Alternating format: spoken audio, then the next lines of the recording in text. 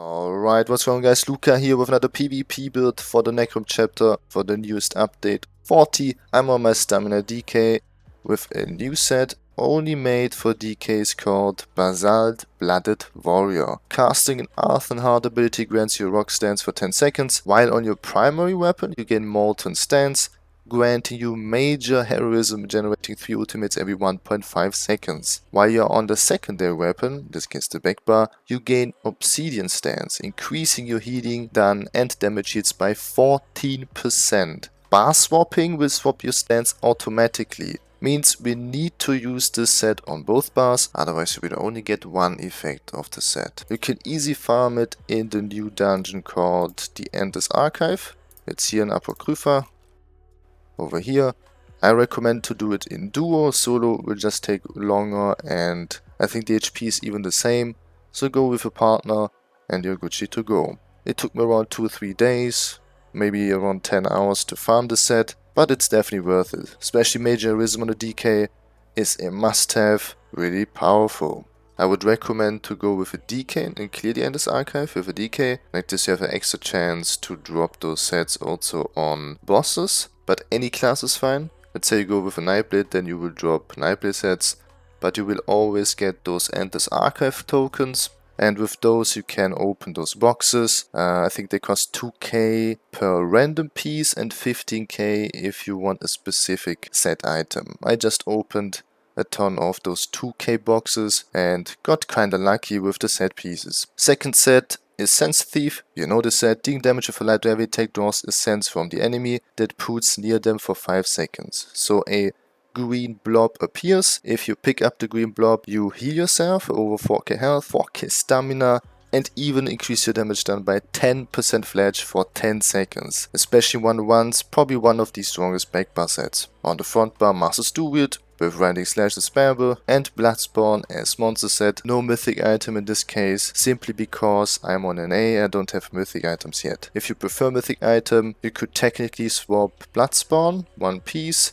for a mythic like Sea Serpent's Coil, Deathiest Feet or Markyn, and then I would recommend one Magma Incarnate set piece for the extra Magicka and Stamina region. But with Bloodspawn also works, you don't really need a mythic item to be honest, it's just an excuse. Even without mythics, you can easy 1vx nowadays. Armor types, I'm on 2 light, the chest is a light simply because I don't have heavy blooded warrior yet. Best would be of course heavy chest in reinforced, 1 heavy and 4 medium pieces with 2 sturdy, 2 well fitted, 1 reinforced chest and 2 impen pieces. Full prismatic glyphs of course, we need extra Magicka and stamina.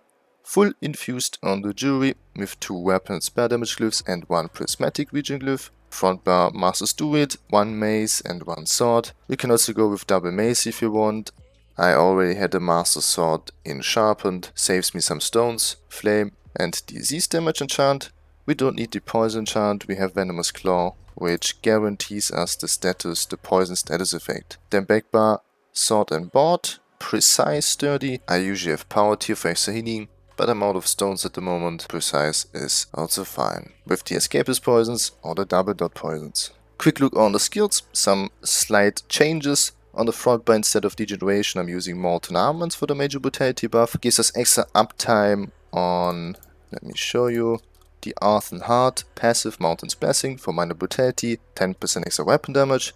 And it also gives us a bigger uptime on Blooded Warrior, since we need to use a Earth and Heart ability. Also Shattering Rocks, with those 2 abilities our uptime on Blooded Warrior is basically 100%. Venomous Claw is powerful single target dot, Rending Slashes is spammable, Shattering Rocks, our strongest CC, probably even the strongest CC in-game. It's unblockable, undodgeable, and even heals like crazy. Flames of Oblivion for the major savagery buff, 12% crit rate and a ton of damage. You could technically also put it now on the back bar. It counts now on either bar, the major savagery buff. Then Leap on the front bar.